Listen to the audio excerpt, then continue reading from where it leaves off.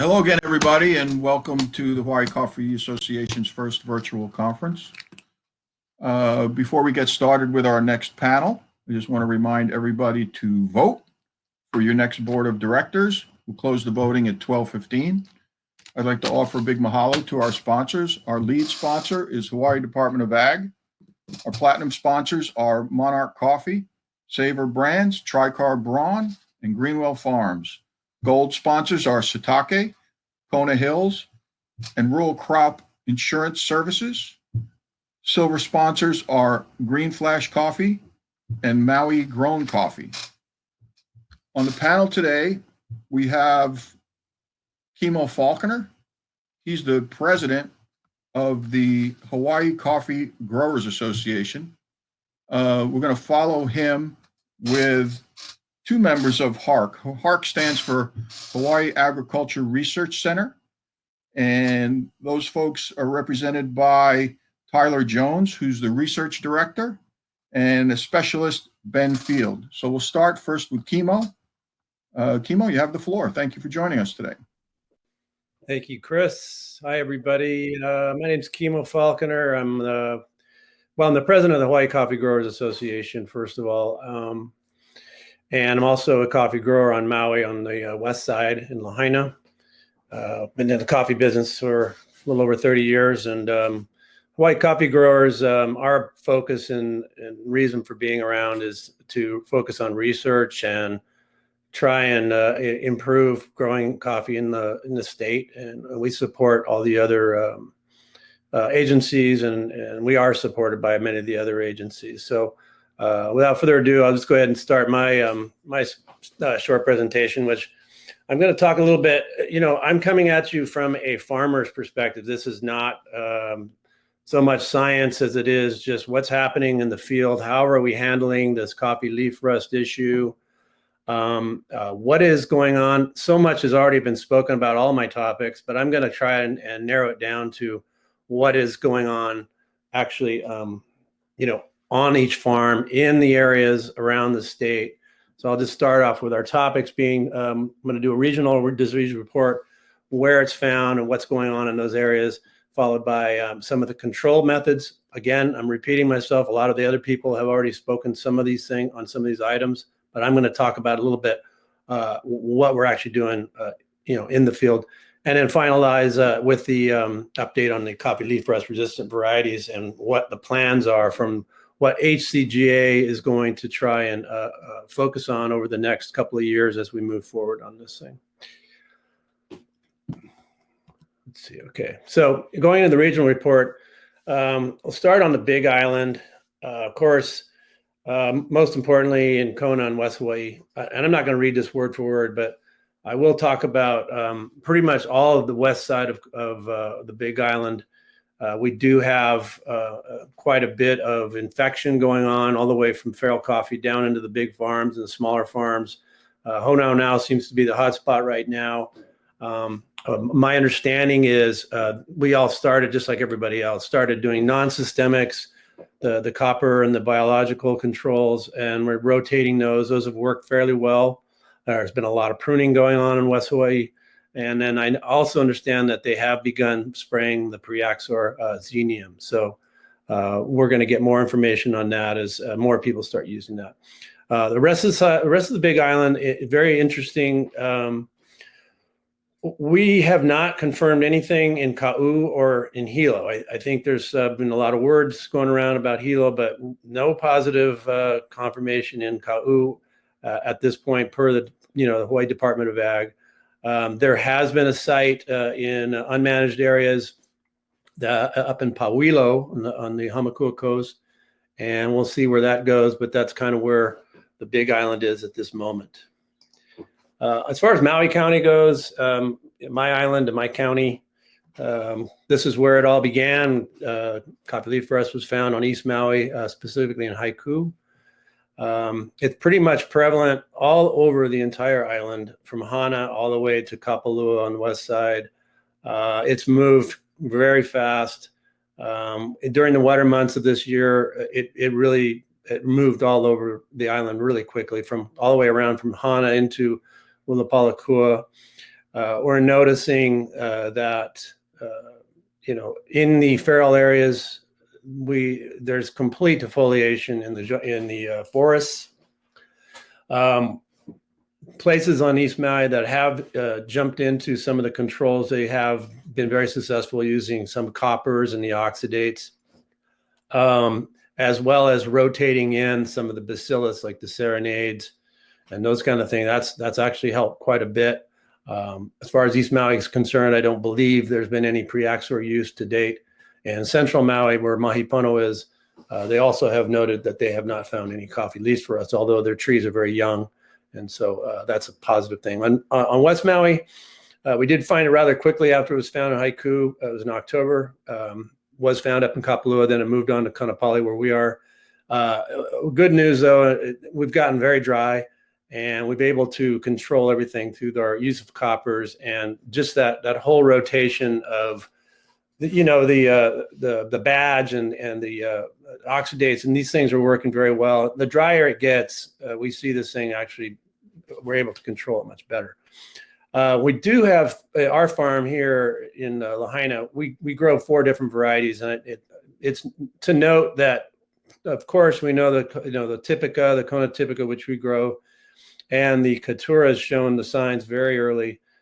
We expect those are a little bit more, well, we know what Typica is, but our Katuai and the Mocha, even though we have it, we found it on those varieties, it's much less in terms of virulence. So also on West Maui, we don't have any use of pre-Axor yet.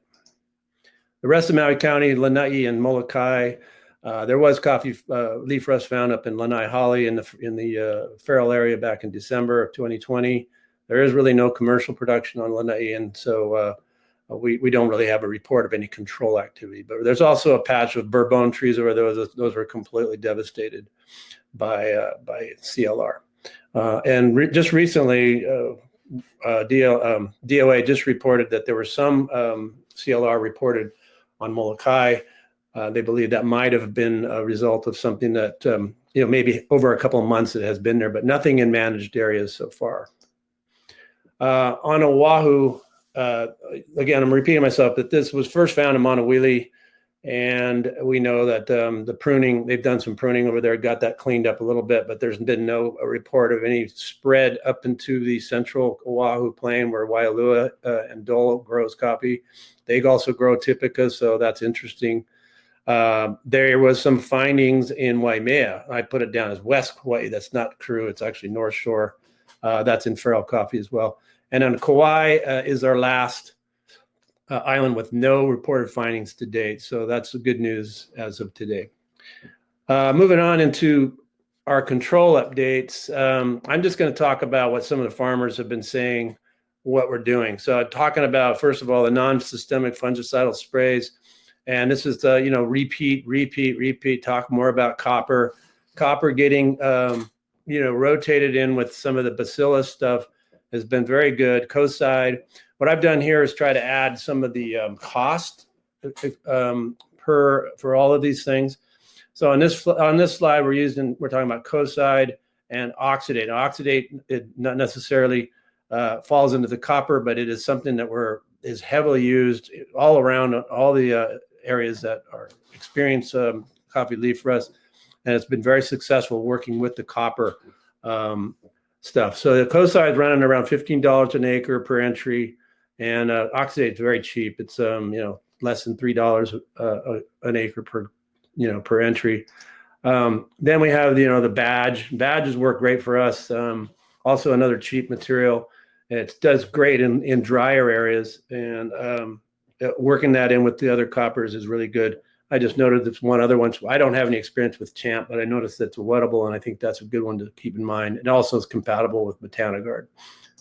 And then we have the bacillus fungicides. These are the families of fungicides that uses active or alive, fungus species, serenade and double nickel. We're getting a little spendier when you get to these things, but you work them into the copper sprays. They work well against the rust mycelium, which actually helps spread it. It doesn't cure it, but it helps repel as well as the copper. So the two are working really good in the rotational program that you can do. Then last but not least is the translaminars. Now, we're just talking specifically about Preaxor-Xemium, and of course, we didn't have this tool when this whole thing broke out. Growers Association and DOA and HCA, we worked very hard to try and put together this Section 18 process, which will allow a use of a unregistered product. And, Preaxor is a kind of a heavy hitter in terms of, it's a true fungicide. It is not necessarily a real systemic. What it does is it goes on the leaf surface and works through the leaf itself. Obviously, leaf rust, it works against the nature of the leaf and to a point where the leaf will actually fall off. So it doesn't need to be a systemic. It just needs to have, you need to have it on the leaf itself. So this prevents those germs, those spores from germinating and moving forward and actually causing the leaf to drop. So that Section 18 process, I think this has already been covered pretty clearly, but I just wanted to note that Section 18 is it is a process of the FIFRA Act, and it allows us to use these new materials. And hopefully we're able to find other ones as we move forward.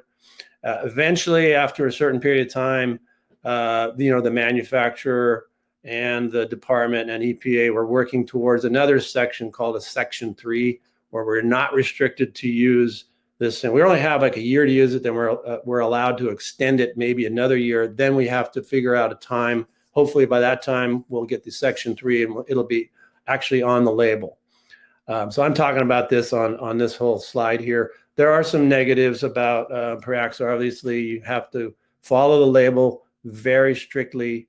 There's some issues, like if you're in Kona right now, they're already starting to harvest there. So there's a 45-day period prior to harvest where you can't spray it. And per the Section 18 process, you can only be able to use it twice a year, and 7 ounces per acre is the actual rate. So you can't use it a lot. And there's a whole bunch of restrictions. You need to contact the DOA. Yesterday, Greg had a very good presentation talking about what the DOA expects from the grower. So if you need to do that, you need to contact your local H2OA guy and explain to them what your plans are. And there you go. That I think is a lot. And so I'm going to move on to, the cultural practices, of course, is another key thing.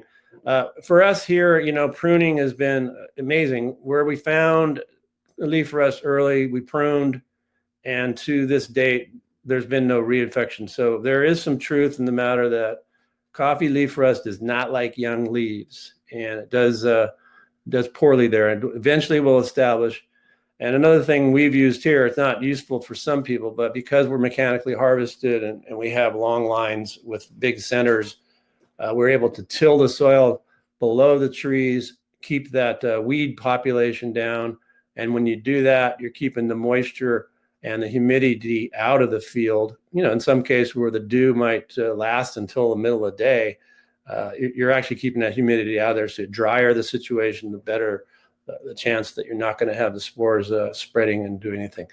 And then the last but not least is the resistant varieties, where I'm going to spend the rest of my presentation talking about. So again, I have to repeat myself. I am not I'm an agronomist by trade, but I'm not a scientist. I'm not a geneticist, but I do understand what a leaf resistant variety is. And we're going to talk a little bit about that. Why don't we have varieties currently available? Talk a little bit about that. What are some of the hitches, and what are we going to do to get to the point where we have these varieties finally available to us? So again, I'm just repeating what some of the other the scientists that were talking to us earlier. What is a coffee leaf rust variety? Basically, it's where there was a natural cross that occurred in East Timor many decades ago, and that was where you crossed a Arabica species and a Caneophora species. Very unlikely that this is not an easy cross, since genetically they're not even close to each other. But because it did happen, that's where all the leaf rust resistance is coming from. And that particular cross is now known as a Catimor or a Sarchimor or in some cases they have the breeding that took place in Colombia. There's other things where the parentage led to some of the things known as Castillo. So we in Hawaii have all kinds of different Arabica varieties, and every single one of those are not leaf rust resistant. The Robusta, or the Canephora species, is not commercially grown in Hawaii. It is grown commercially elsewhere, but it's known to have a low cup quality, and that particular species is resistant. So that's where we're getting the Catamores and the Sarchimores and whatnot. So I had a courtesy of HARC. I put this on on this presentation because it's very simple. Everything came from that one natural cross.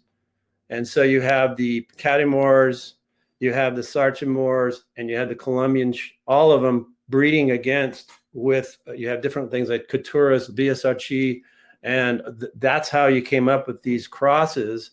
And you see down at the bottom, the circled one on the left under the Catamores, you have the T8667 and the T5175. Those two progenies were brought to HARC back in the late 90s, as well as in the Sarchimore line, you see the Tupi and the Obata. There's a difference between the two, the 8667 and the 5175. Those are F1s, and I'll explain a little bit about that, versus the Tupi and Obata. They're more they're more genetically pure, meaning you can actually plant those by seed. And I wanted to talk about this most importantly because when in 1999 and 2000, Hawaii Coffee Growers Association, in collaboration with HARC, we had some grants to do a breeding trial. And the breeding trial at that time was to focus on a truly Hawaiian, or creating a truly Hawaiian coffee Arabica variety. And so we crossed Typica and Katuais and Mochas and did all this stuff. And Shifumi did all this great work. Dr. Shifumi, the guy I'm talking about, this is her slide. And we did all these things. And then when the progeny came out, we were able to take those to our farms and do these different large scale, selection observations in the field. And so we were working ourselves into that. But at the same time, fortunately for us, she took those two on the far left, the 8667 and 5175, and crossed those as well with the Hawaiian varieties. So at HARC today, not only do we have the Tupi and the Obata, which are the more genetically pure, we also have a lot of F1s, which meaning the first generation, with parentage of Catamore. So you'll have Catamore crossed with Atypica, Catamore crossed with Katuai, Katura, etc. So that's what this particular slide kind of alludes to, is we're talking about, yes, we have some leaf rust resistant currently here. Tracy just got through talking about some of the ones that are at P-bark. The F1s and the Tupis and the Obatas, those are at HARC. These are the ones that we know that we did all this work on. So the best part about that thing now, we got through a flowering period. Those crosses that were made with the Hawaiian varieties back in 2000, we have a potential of possibly having up to 500 varieties from those lines. So they did bag those those branches. And that was a very good thing. The problem is we're going to have F2s out of that. We're going to have to figure out how to move those out to the to get them to screening. The problem with screening is if you do natural selection, you're going to have to look for cup quality, stature of the tree. Is it environmentally good? We know that Typica grows great in Kona, but the cup out of a lower elevation does not work. So we don't have, there are just so many different things that happen, of course. And then the last but not least, the most important thing is, do we have resistance? So here I'm just reiterating, these are some of the crosses that were made with the parents, the Catamores and the F1s that we have growing now. They're actually over 10 years old at HARC, and we're going to be able to take the F2s, plant them out on our farms, the Growers Association members, and start a large-scale selection process where we're able to actually observe the plants growing. They're going to be segregated like you can't believe, but we're going to be able to start culling out certain ways to identify what are those varieties that we want to move forward with. So this again is just and this is a slide courtesy of Shifumi Nagai and HARC as well. Okay, so this was the F1. So there you have it. There's Catamore 8776 and 5175 crossed with, an array of Typica, Katawai, Mocha on down the line. And now you have the F1 hybrids growing there in full growth, and they are producing. And they did bag some of them. We will have an F2 this fall of those crosses, and we'll be able to get the selection going on that.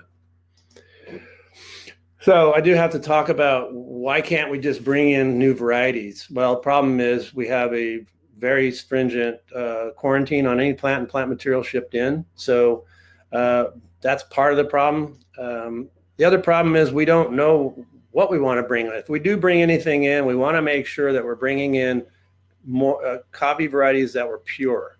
In other words, they're not F1s where they're going to segregate in the field. We want to make sure that they're F5, F6. And it does, if we can get that, the biggest problem is you don't have time. We don't have 20 years to grow a plant out and then select it, plant that seed, grow that plant out, select it. We have to find a way to quickly get to these cultivars that we want. And to do that, we need micropropagation. And that's exactly what they did in Colombia when they had their really bad problem in Colombia and Central America back in 2008. They needed to find varieties quick. They did their crosses, but they had to micropropagate to do all their selection, which basically saved them. So there's a question is, why can't we just use F1? So, biology back in 5th grade, if you go and like I said, I'm not a geneticist, but remember Gregor Mendel's deal where he came up with the pea plant, and you have red flowers and you cross a white flower pea plant and you're going to get pink flowers, right? You take that plant and you take the seed from that and you grow it out, it's going to have segregation. You're going to have red, you're going to have white, you're going to have pink, you're going to have splotches, you're going to have all kinds of stuff going on. So that's the reason why you can't just go out and plant an F1. The good thing about the pea plant, you can actually visually see the difference. But we're looking for coffee leaf rust resistance.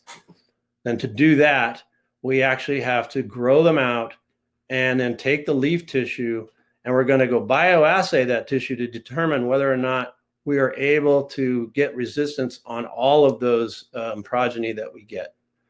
And hopefully we can move through it quicker, but we're still going to need a way to micropropagate some of those things so that we can quickly get the populations we need to start replanting all of our fields.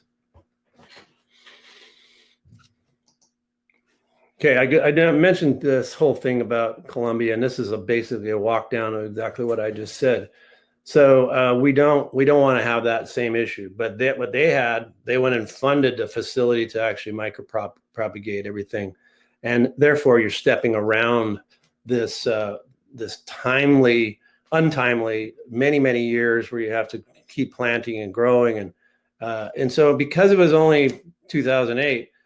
There's not enough time that took place that you're able to come up with F2s and F3s and F4s. You're actually micropropagating the original cross, which they did back in those days. So that is one of the biggest challenges now is we need to find the varieties that are actually more pure, like the Tupi and the Obata, bring those into Hawaii and start using those with something that we can plant from seed so we don't have this completely crazy long time period or this very expensive micropropagational type of facility that we need to build.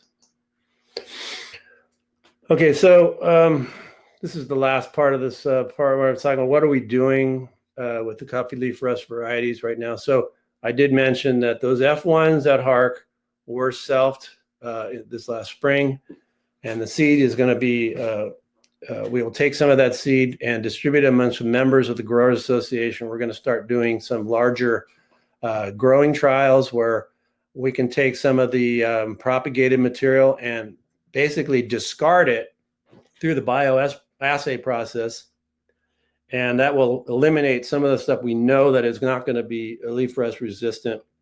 And therefore we can it breaks down the number of selections that we have to do.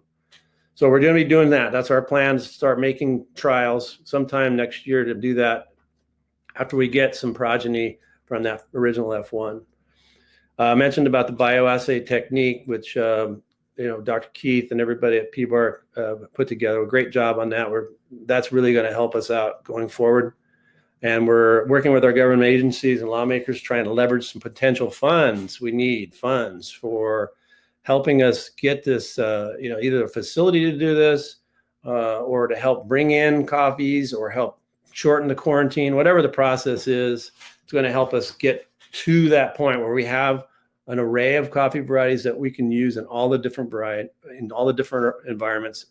And we reduce the number of challenges and conditions that we have to go through. We're working with the World Coffee Research. They've got several things that we're working, but we still have to get through the point of our getting our germplasm through the trials like we're doing at PBARC right now. And again, through local legislation, maybe we can get some of our, find a way to quicken either the quarantine process, either here in Hawaii or possibly doing it in greenhouses in the mainland. And here's a quick diagram. Again, this is courtesy of HARC. It's basically talking about, we have the F1s, which is the top box. And this one here identifies out of those F1s, coffees that have rust resistance. And we can do that through bioassaying. And then we selfed them, which is what just happened in the spring. We're able to get another population of F2s in the bottom left. And you see where you have, we're able to start doing some breakdown of different types of conditional things like cupping for quality. And say if you have 100 trees or 50 trees and, there's the red ones there that says, oh, these are pretty good coffees that might have a better cup. We'll do another leaf assay on those and we'll select those out, put those out in the field. And at that point, we can start getting a quicker process to a final product where we're going to have trees with rust resistance that can have growth potential in Kona, in Maui, in Kauai, in Molokai, wherever we're growing. But we can also start continuing our selection process, doing more on all the other little things, the environmental things that we need to do to try and get there. So it could be, we're talking about, this is minimum of 3 years right here, but it will really, it cuts off a lot of the time knowing that we can do this bioassay thing and we can actually do some of these things. But it's the great thing, it was a great idea that Shifumi had, but to go ahead and cross those categories with our local varieties, I think that was a big step. Pretty sure that ends what I have to say today. I know there'll be questions, so I'll probably wait till the end. And I believe we're going to move on over to HARC at this time. Thank you, Kimo. That was fantastic. Very, very well done. I want to jump right in with the folks from HARC. And with us today, we have Tyler Jones, who's the research director at HARC, as well as Ben Field, who is a field specialist. You met, gentlemen, you have the floor, and thank you again for joining. All right. Thank you, Kimo. That was really good information. Can everyone see my PowerPoint? I don't know if it's working or not.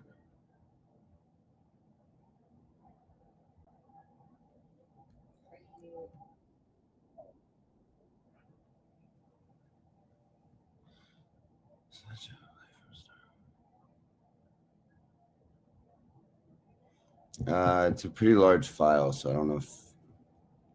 Well, let's start with, can you hear me?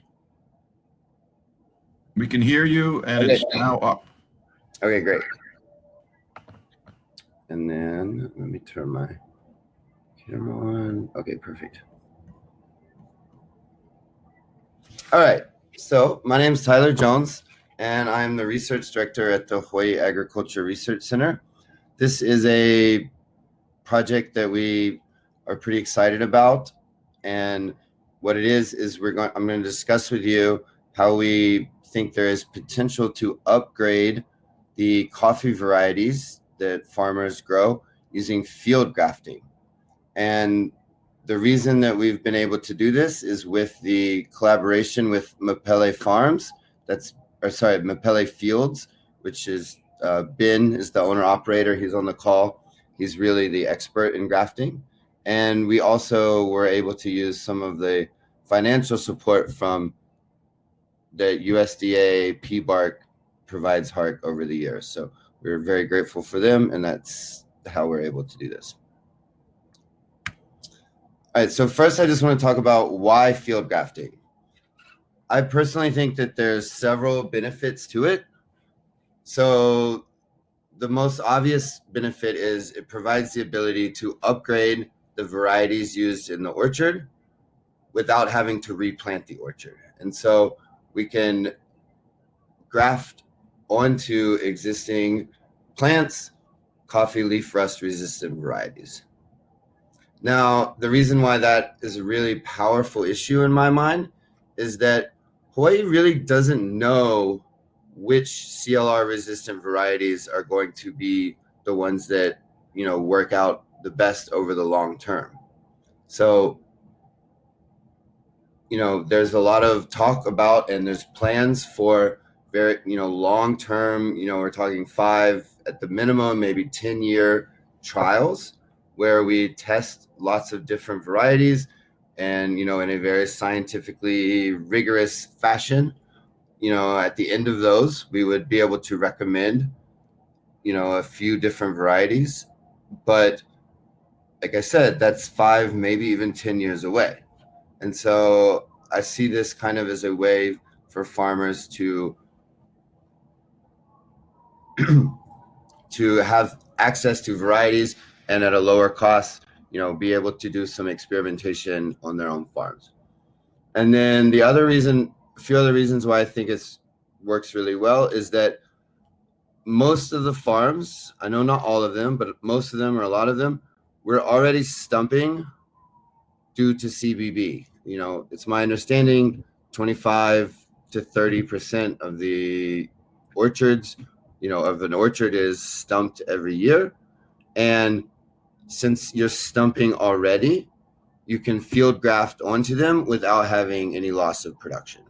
So, the way that it works with CBB management, is a really nice benefit to it. Also, and particularly in the Kona area, the costs to clear and establish an orchard are quite high. And, so this allows you to take advantage of the existing plants and not have to go through that land clearing process.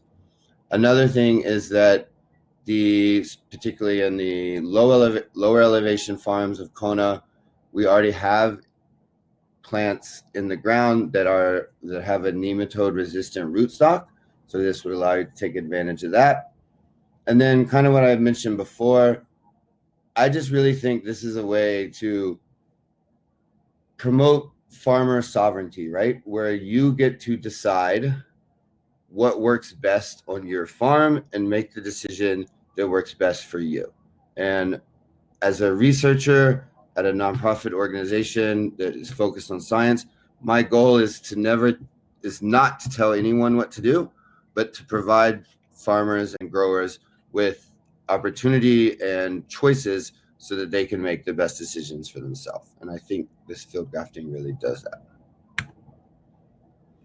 So I'll just review grafting very briefly here. I think most of you are probably familiar with it, but essentially this slide on the left, you see where you have a stumped tree and you have the regrowth is coming up, like the shoots have regrown, and you then you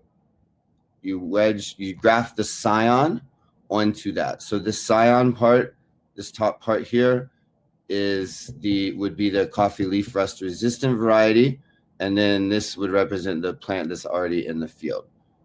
And then this is just a little bit more detail of that here on the right. So you have like I said, the existing rootstock and the scion, which is the leaf rust resistant variety. So you're essentially just connecting the two. All right, now I have some videos here from Mr. Bin, and I'm gonna go ahead and play it. I hope you guys can hear them all. And the first thing he's gonna talk about is scion selection. So how do you select the top part that you're gonna graft onto it? And then we'll go into the rest of it after this video. Hello, we're here selecting our scion wood, which we'll be using to graft onto the rootstock. We're looking for swollen buds that will take a lot better than something that's a lot fresher and less developed. So I'm going to come in here and we'll take this nice top piece and we'll take this off, and I can show you some buds that are a little swollen. So right at the tips of, maybe, is the sun all right like that? Yeah, it's good. So at the 2 points of my scissors, you can see the buds that we're trying to isolate. So we're going to do our cut here, and we'll cut off the top there. So this is the area that we'll be attaching to the rootstock. We can cut it off there and then use this piece as well and work our way up until it's too soft or skinny.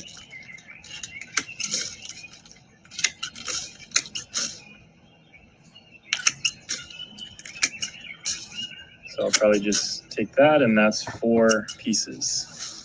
1, 2, 3, 4. So it's pretty simple on collecting the scion.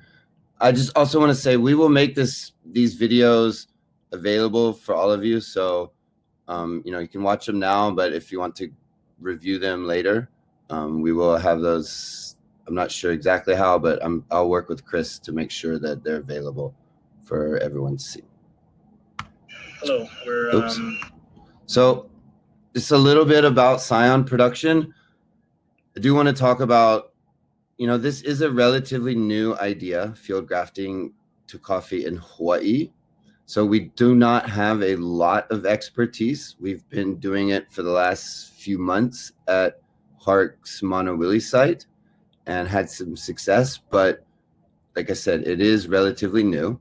So we don't have great estimates of the cost to produce the scion, but from our experience, we think that we can probably get around 200 scion per mother tree per year, and that would really be two harvests of 100 every 6 months. As part of the USDA APHIS coffee strategic plan, we did request funding to research this and to spend some, to be able to get some funding to optimize and therefore lower the cost of scion production. But we have yet to receive any of that. Okay, next video, he's going to show you really exactly how you do the grafting, and I'll go ahead and start it. Okay, we're here with our rootstock that we're going to improve. We've got a single shoot that we're going to top work, or what do they call it? Put a top wedge graft onto. This is our scion that we harvested right down there, cut to size, fairly similar to this guy, rootstock. So first thing we're going to do is we're going to remove the top. Nice sharp knife. And you're working with squares with the coffee plant, so you're going to match them up. They're the same. So I'm going to put, probably for this size, about a 2-inch face on either side, chisel point. And I like to lead in with an angle so it does all the work for you. You're not gouging or anything, just a nice summer. I cut, I look down to see where I'm laying. That's a little unideal. And that's probably not the cleanest way to do it, but come over, drop my plunge, cut it. I'm gonna get a little bit I'm going to put it in an angle so I can get these to match up. And we're oxidizing pretty quick, so you got to move pretty fast.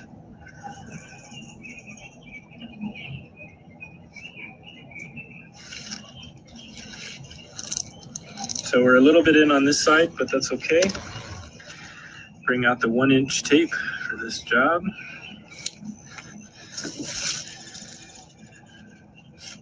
And I probably could have used a little less, but it's the first graft of the day. So I worked down, now I'm working, or I worked from the top up, and then I'm working back down. And really when I'm doing this is kind of like mango. It really wants a nice, tight union. It likes to be held pretty good. Whereas other trees such as avocado or cacao, you really don't need to be putting this much. That really cinches it in. And we'll take out our bag. Cover it up. Nice and tight. And that seems to work. Just, okay, we're gonna attach this.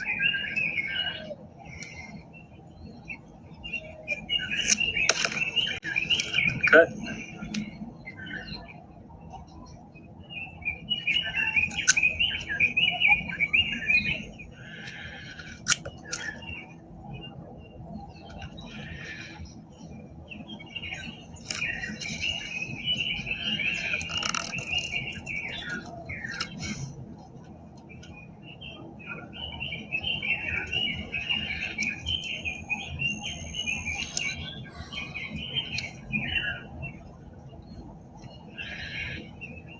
It's a nice union. We'll just make sure we cinch it down, and that'll be one that we'll definitely take if all goes normal. And I'm coming to find it's about 6-8 inches of tape is plenty. Get a nice tight wrap on this.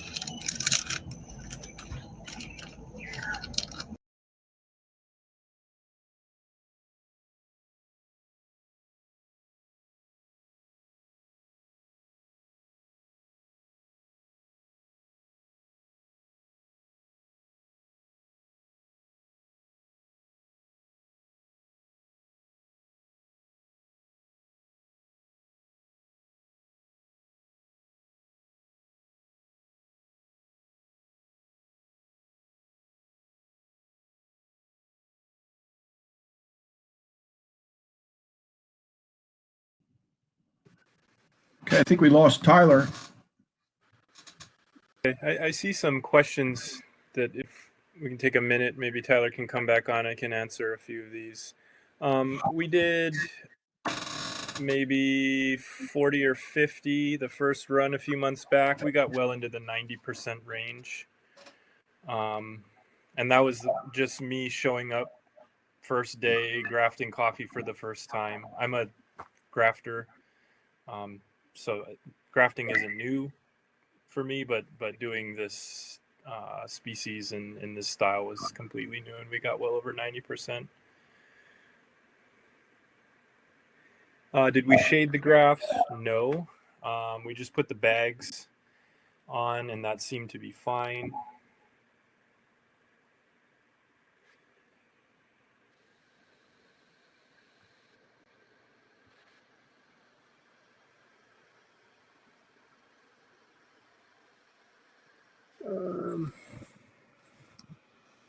No, we didn't coat anything. And then to this longer question.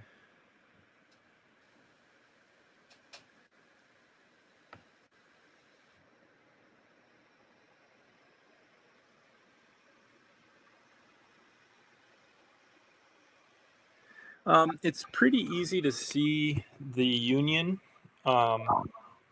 Pretty easy to recognize it once you get it on, so you can easily tell what you've grafted and what isn't grafted, and then remove it. Yeah, I think that's about. One of the questions is, do you know if there's a better time of the year to harvest the scion wood? I don't have very much. I'm a cacao farmer by trade. I don't know much about coffee, but my first gut feeling is it's not going to really matter. Okay. What else can we say to this? Yeah, I think it's a cheap, fairly easy way to improve your entire orchard. Select a real low shoot and cut off everything above it. Next question, would bud grafting work? I tried. It's going to be humbug. I mean, really, they brought me in to just figure out something really cheap and easy. I'm sure you can bud graft it.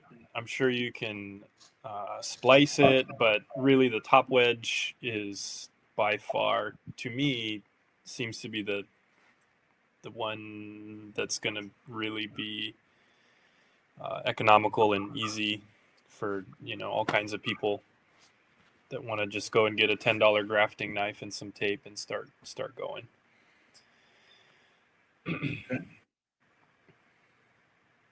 Any more questions? Any questions for Chemo?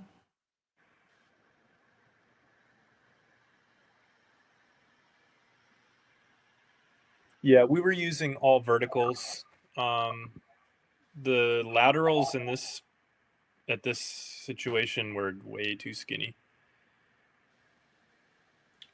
I have a question from Yvonne. Will sprouted Obata and Tupi seedlings work? I'm sure you can graft anything. Okay, thanks for your question, Yvonne. We can hang around and see if Tyler comes back. Yeah. More questions? Unexpected. We can mention our sponsors. Thank you again to the Hawaii Department of Ag. Platinum sponsors are Monarch Coffee, Savor Brands, Tricar Braun, Greenwell Farms. Gold sponsors are Satake, Kona Hills, Rural Crop Insurance Services. Silver sponsors are Green Flash Coffee, Maui Grown Coffee. Please remember full and certified HCA members. If you haven't voted already for your new board of directors, please vote. We will close the voting at 12:15. Another question, are there any incompatible coffee varieties of which you're aware? Nope, not yet. But like I said, I'm not a coffee guy. I farm about 5 acres of cacao and 3 acres of nursery. So I've done a lot of grafting there, and they brought me in to just kind of make it happen. That's a question for Tyler. It's a super innovative idea. I know Tyler, I was talking with him right after he advanced the notion of doing this. In that, when we first started to manage the response to coffee leaf rust, we were worried that farms were going to have to be completely replanted, and depending where you are, it could be pretty expensive, particularly in rocky soils.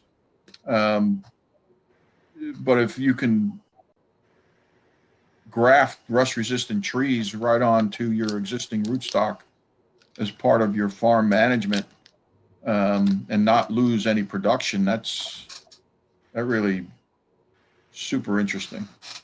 Yeah, so you can probably do 150 plus units a day if you had to. And if you get a few good grafters all at once, you can really cover some ground. Mm-hmm. I would imagine. And another thing I had thought of, it doesn't seem like some grafting you need to really line up the cambium really well. This stuff looks like you can just match up one side and it'll zip on up with time, which is great. Sounds like could be an opportunity for some entrepreneurs out there.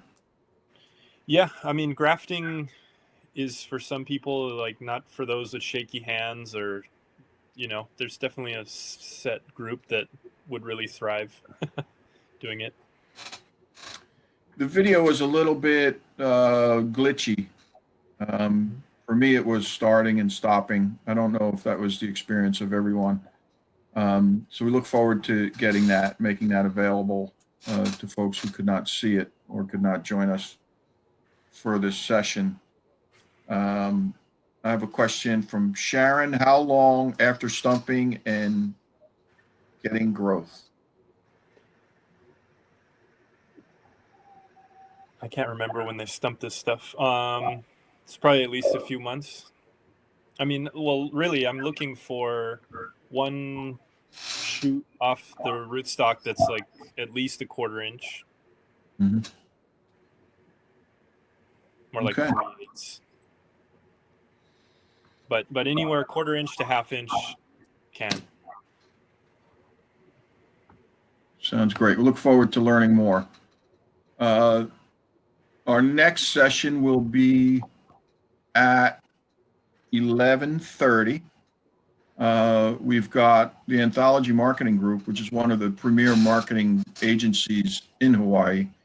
We're working with them on a social media marketing campaign. And Vanessa Gonsalves, who's really quite an energetic person, is going to be giving some social media marketing tips. We look forward to that.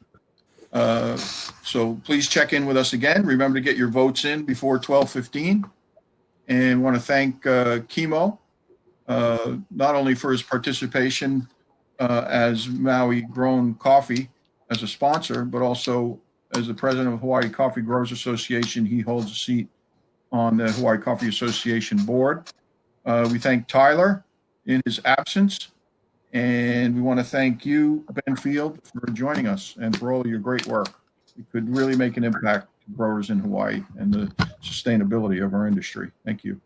If I could, there's one more question. If you were to stump prune a grafted vertical, do we have to regraft? I think if you did it the smart way, the answer is no. So you would just graft one time, let that flush, and then cut above there, and just make sure you're taking off all the shoots coming off the rootstock. So I think that would be the best way, where you're only hiring the grafters in once. The other question is by Shatke. I think I'm reading that right. Where do we get the scions? It's a question for Tyler.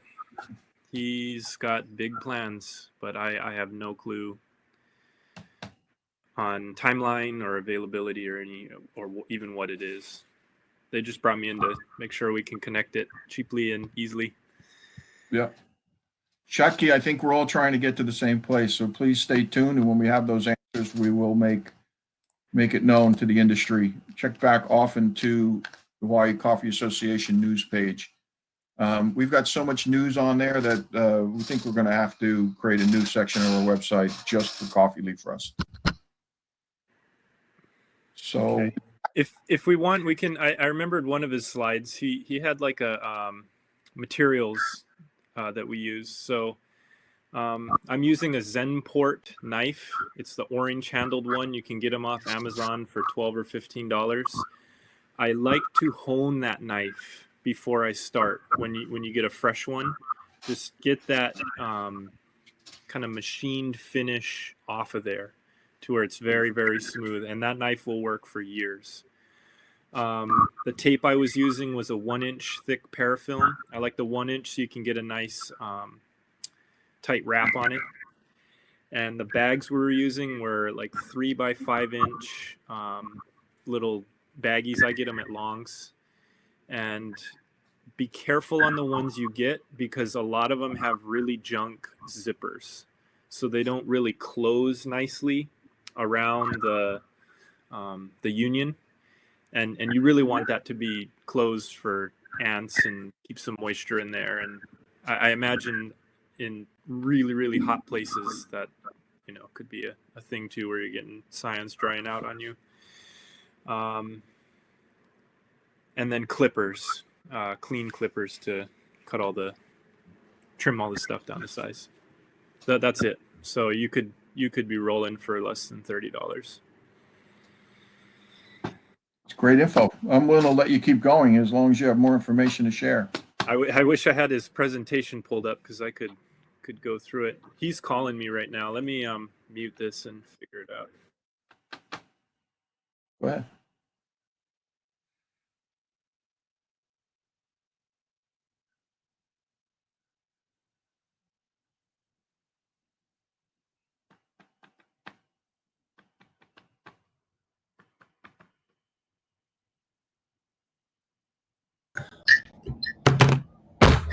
He's back.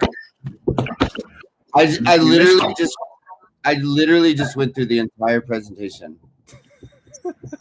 It was fantastic. Yeah, I'm glad you liked it.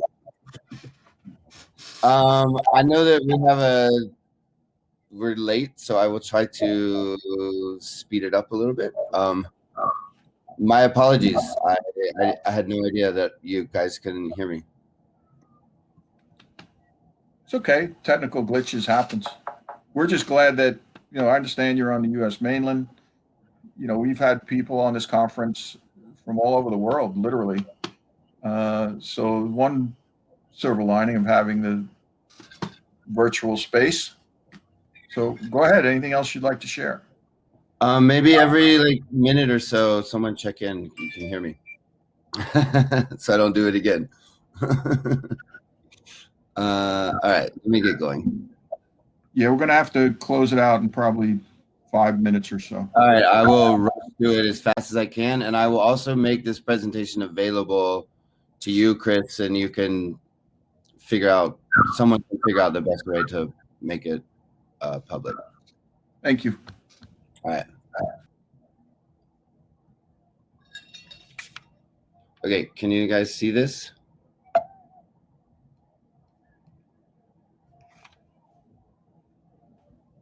Not yet. No. Here.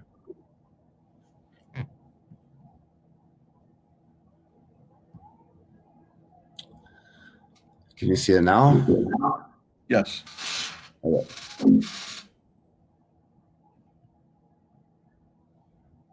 Okay. Let's play from server. Okay. So I'm going to talk to you very briefly about field grafting using coffee, and the goal of this is to be able to upgrade the varieties to CLR resistant varieties, and we want to be able to take advantage of the existing plant material that you already have in the field, so you don't have to replant to plow and then replant entire orchards. So you want to just go a few slides forward to keep going. Okay, we're here with past that's where we left off. Oh, perfect. Excellent. Thank you, Ben. Okay, we're here with our grafting supplies, pretty simple stuff.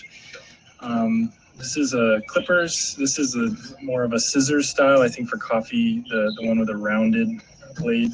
Still a bypass clipper, but that bigger blade would be a lot nicer to use.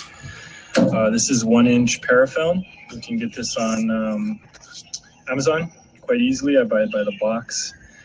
I like the 1-inch because it has a tighter hold for the union, which seems to be important for coffee.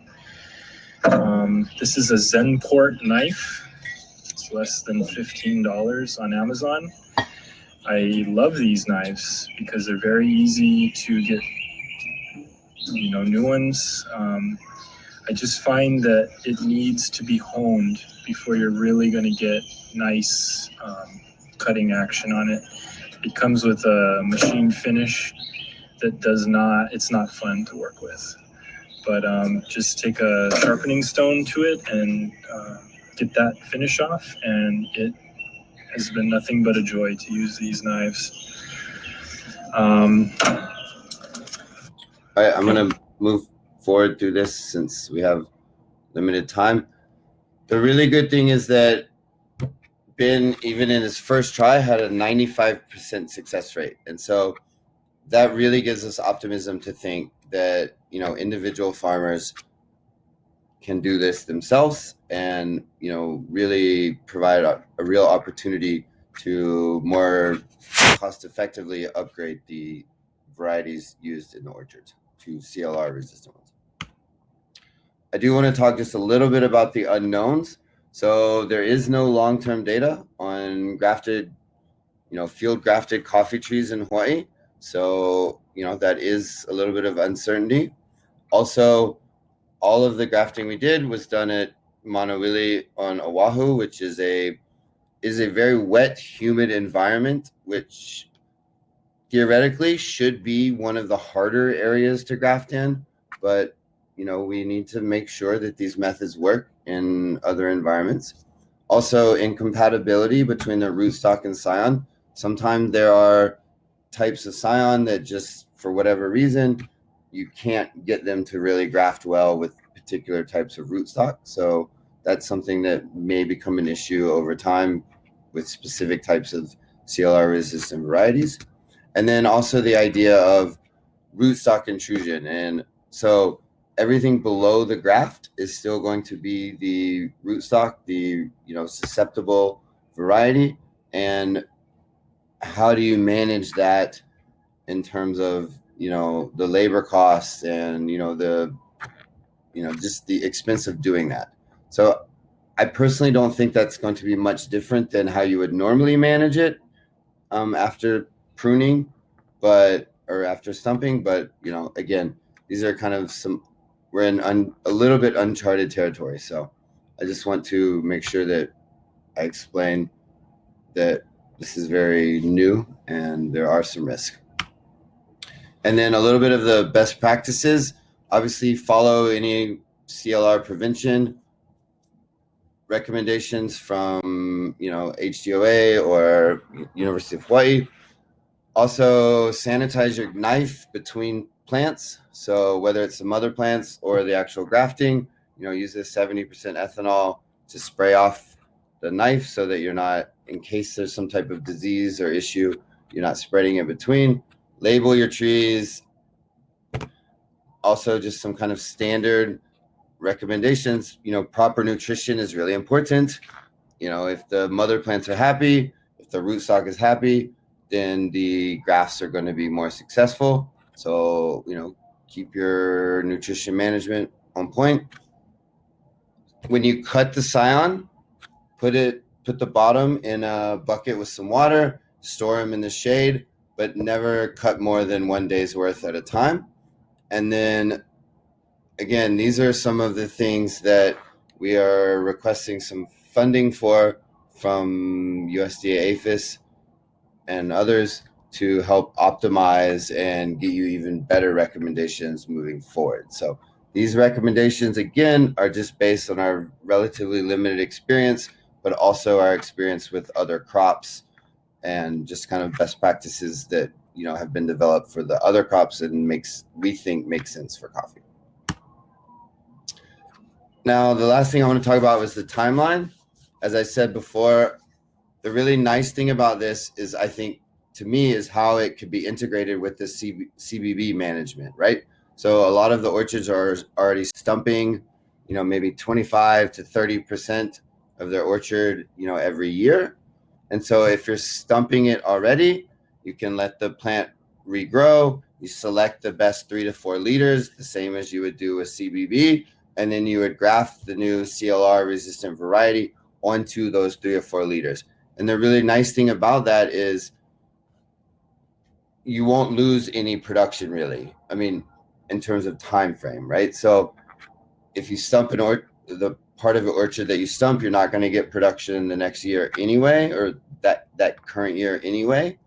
And so you have 18 months or so after the grafting date before you would traditionally get production in that same area.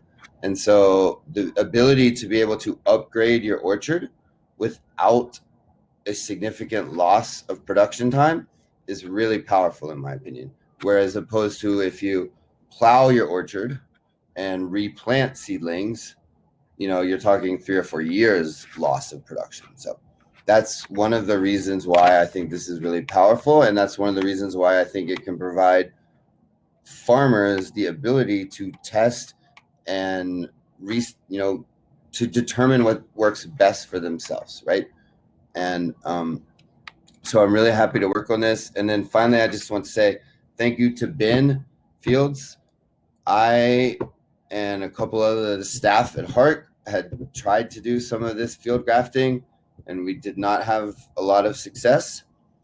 But Ben, starting at day one, had over 95% success. So I think, having an expert here locally in Hawaii is really, we're really lucky to have him. And I think, he is willing to help teach and so that you guys, farmers, can do this on your own property yourselves. So with that, I think I'm done.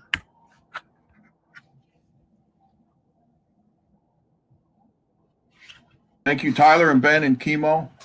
I appreciate this session because we started with Chemo, who gave some really good practical information that growers can understand. We started off the sessions with some of the best scientists working on coffee in Hawaii.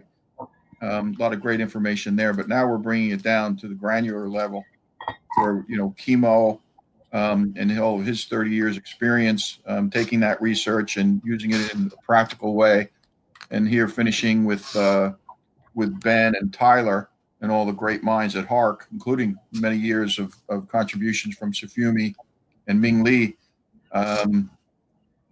It's just a great combo that we've got everyone pulling in the same direction, working, taking all these resources, information, knowledge, and applying it to real world results for Hawaii's coffee growers. So we thank all of you. If there's no more questions, I think we can all say aloha. Any more? Okay, we'll see you at the next session in 8 minutes with Anthology on social media marketing tips. Thank you all. Aloha. Thank you.